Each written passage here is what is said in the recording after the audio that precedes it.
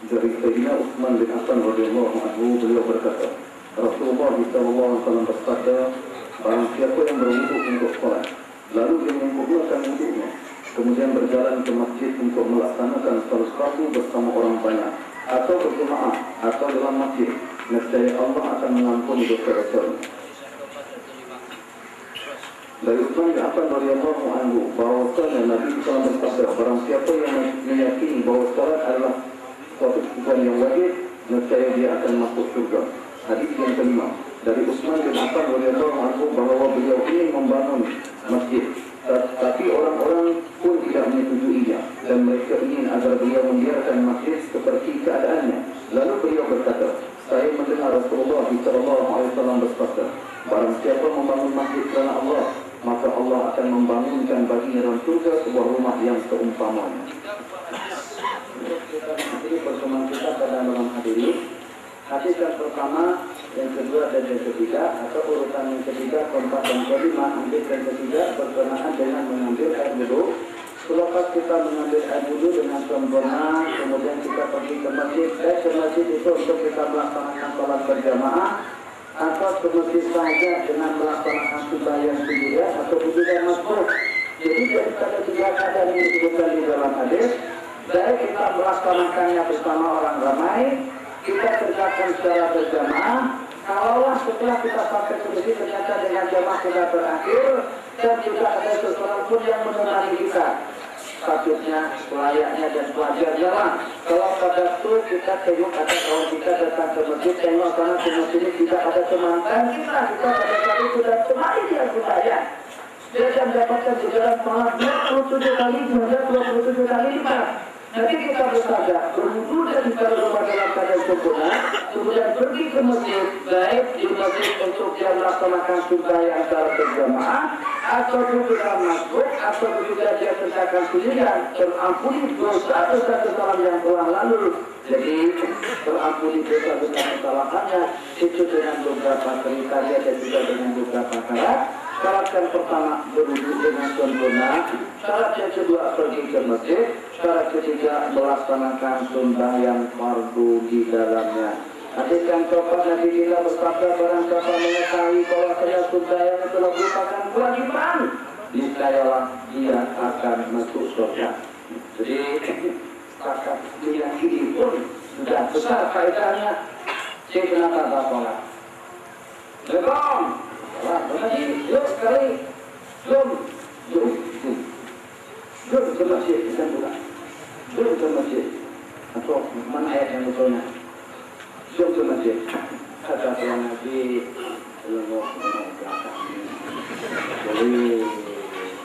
kata Tuhan Nabi yang belajar ilmu tasawuf tadi itu dah tamat dah, sejak sudah sampai.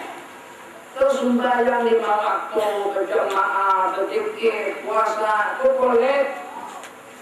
Yang penting hati tidak sampai. Sebelum hati ke masjid, aku dah pergi dengan hatiku. Hasilkan dan berjamaah di situ, aku berjamaah di Mekah. Menang banget ini orang.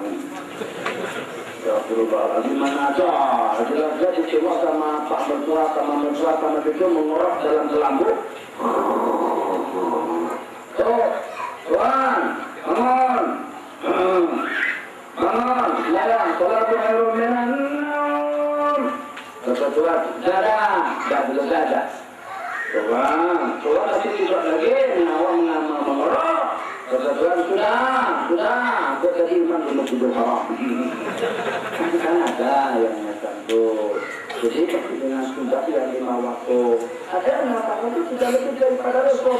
Kalau masih juga dia meyakini sudah yang itu sudah wajib, puasa hukumnya wajib, yang walaupun dia tidak mengerjakan, tetap saja kita masih menaruh harapan dia akan selamat daripada di kiamat. Tapi kalau sudahnya tidak sembahyang, tanpa mengatakan sembahyang sudah begini, sudah seperti bukan sudah seperti olahraga sudah berolahraga sudah begini sudah. Maka waktu berapa waktu berjalan 3 bulan daripada 3 bulan. Jadi yang beranggapan yang semacam itu kalau sudahnya tidak sembahyang terus beranggapan sudah itu tidak wajib. Nanti kita bersabda seseorang yang meyakini bahwa sudah daripada kewajibannya, niscayalah nanti dia akan masuk surga. Hadis yang terakhir tentang keutamaan kita membangun masjid walau kami masih kotakin yang berikut dengan saya tidak lebih besar daripada nikmat, maksudnya daripada sarang burung. Mangkana lillahi masjidan tanallahu ta'ala baika fil jannah, riwayat bahwa kami masih kotakin. Masya Allah, tabarakallah. Jadi kalau kita jalan di kawasan perumahan elit, taman perumahan, kota-kota rumah banglu besar sekali. Di mana di jalan juta, serupa berapa? Itu tidak ada di bawah 5 juta. 5 juta itu paling murah. Maka Allah subhanahu kalau kita nak beli istana kira-kira berapa harganya? Yang namanya istana kalau dengan rumah di sana saja harganya sudah dalam 5-6 jutaan. Di Singapura lebih mahal lagi. Bagaimana? Sehingga dengan kita mendapatkan satu buah istana megah dan mewah di dalam surga. Ternyata keluarga itu bukan hanya kepada orang-orang yang mempunyai kedudukan tinggi, bukan hanya kepada ulama, bukan hanya kepada pelaku saleh, kepada kita orang yang termiskin di dunia sekalipun kita boleh memiliki tempat yang terkita di dalam surga sebagaimana yang nanti kita katakan di dalam hadis tadi itu, man kana lillahi masjidan, barang siapa membangun masjid yang walaupun nilai uang yang kita dermakan, nilai duit yang kita sumbangkan, yang kita sedekahkan untuk masjid, yang kita wakafkan untuk masjid, tidak lebih daripada senilai sarang burung. Mungkin ya sepakat 30 ringgit saja, mungkin kita belikan kapetnya, mungkin kita belikan kipasnya, mungkin kita belikan air-airnya, mungkin lampunya, mungkin apa saja keperluan yang diperlukan untuk masjid. Balasannya istana megah nanti di dalam surga. Selalu saya sebut-sebut, jangan coba-coba pergi ke tempat yang kita tidak pernah sampai ke sana, apalagi kalau pada waktu kita tidak ada rumah. Di Singapura, ya kan kita Singapura banyak orang Islam dari sana 400 ribu yang lebih warga Singapura, maka 700 ribu yang beragama Islam. Tapi kalau kita tak ada saudara di sana, kita ada risau. Macam juga kalau di Indonesia, tahu kita hidup ada 3 bulan daripada 280 juta orang muslim. Tapi kalau kita tak ada kenalan, kita mesti akan risau. Paling tidak kita ada duit untuk kita berhotel. Macam itulah perumpamaan yang sederhana pada kita datang kembali. Jadi yang walaupun mungkin dengan besar kita tidak menceritakan banyak tentang nanti di mana akan berhijau, jadi sudah ada gambaran rumah nanti kalau dekat surau. Begitu dikatakan. Siapa tak boleh mengajak-ajak rumah dekat surau itu di mana, duduknya bagaimana, itu belum tergambarkan dalam kepala. Jadi bagaimanapun kita ada rasa senang. Kenapa? Karena kita ada tempat. Jadi tidak susah kita untuk ulang-alik. Obat sekalipun di masjid kita masih boleh lagi datang ke surau. Tapi kalau tempat kita seperti kita agak jauh sedikit. Jadi kita terpaksa berpersiapan paling tidak 10 menit sebelum azan kita sudah pergi. Maksudnya apa? Kalau di dunia saja nanti kita rusak dalam takut kita pergi ke tempat sesuatu atau ke tempat seseorang, datang ke sebuah negeri atau berbagai wilayah kalau kita tak ada rumah. Bagaimana kita berani pergi ke akhirat sedangkan kita masih belum ada tempat tinggal di sana? Pergi akhirat dan ada jaminan.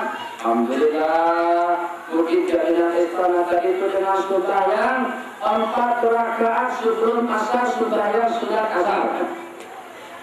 Ataupun juga dengan sembahyang 12 rakaat tiap hari, 2 rakaat sebelum subuh, 4 rakaat sebelum zuhur 6, 2 rakaat setelah zuhur 8, 2 rakaat selepas pagi 10 dan 2 rakaat selepas isya.